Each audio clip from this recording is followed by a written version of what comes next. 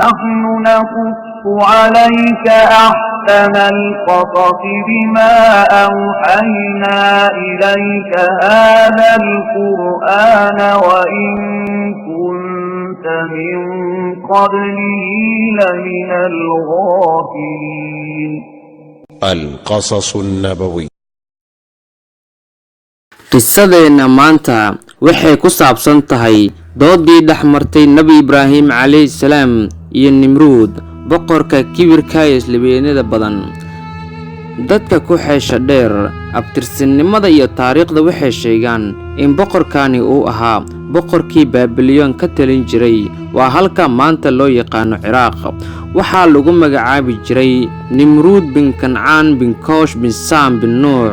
hase ahaatee taariikhyahanno kale ayaa sheegaan in magaciisa uu ahaa Nimruud bin Faalix bin Caabir bin Saalix bin Saam bin Nuux. wuxuu ka mid ahaa boqoradii waaga dunida ka talin jiray. waxaa jiray 4 boqor oo xukumi jirtay arlada oo dhan. 2 ka mid ah waxay ahaayeen mu'miniin, 2 kalena waxay ahaayeen gaalo.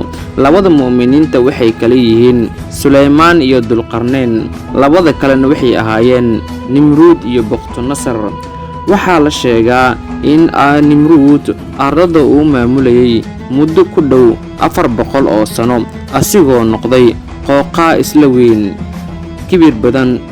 markii Nabi Ibraahim calayhi salaam ugu yeeray caabudida Allah oo kaliya oo aan lahayn wax shariika, waxaa Nimruud dilay kibir iyo jaahilnimo heer uu ku dooday inuu yahay asiga rabbiga dunida maamula. markaas ayuu Nabi Ibraahim calayhi salaam ku yiri, rabbigayga waa kan bixiya nolol sababa dhimasho ama geeri. markaasuu Nimruudna ku yiri, aniguba waxaan bixiyaa nolol, waxaan sababaa geeri. markaasuu Nimruud Nabi Ibraahim calayhi salaam ku yiri, soo ma aragtid inaan mid dilay midna nolosha aan ku sii daayay?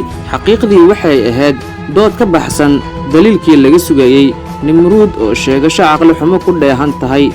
Nimruud wuxuu mar kale ku yiri Nabi Ibraahim calayhi salaam, daliil kale ma haysaa? markaasuu Nabi Ibraahim calayhi salaam keenay daliil kale oo cadeynaysa jiritaanka Alle weyn oo kaliya si meesha ugu saaro sheegashada waa ilaahnimada. wuxuu Ibraahim calayhi salaam ku yiri Nimruud, waa Allah kan sababa inay qoraxda ka soo baxdo bariga ee adigu ma ka yeeli kartaa inay ka soo baxdo qoraxda dhanka galbeed.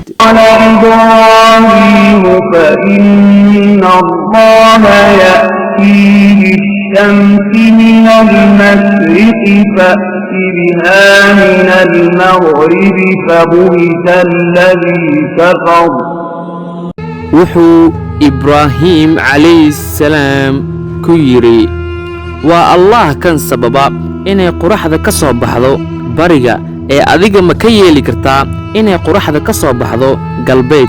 Ibraahim calayhi salaam wuxuu Nimruud tusay in qoraxda u leelan tahay inay subax walba ka soo baxdo dhanka bariga oo Allah sidaas amray, waa abuuraha wax kastaba.